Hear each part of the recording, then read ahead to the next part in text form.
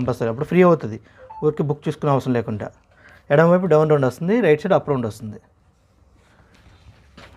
5.25 extra 2 inches. So elbow hands కాబట్టి 3 to 3.5 వాడుకుంటున్నా. 3.5 first lines చూపించాలి.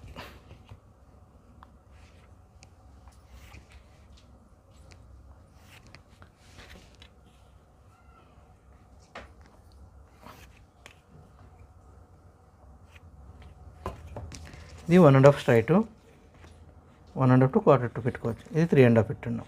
So 16.5 8 extra 2 inches ఇక్కడ mark ఇలా చేసుకున్నాం.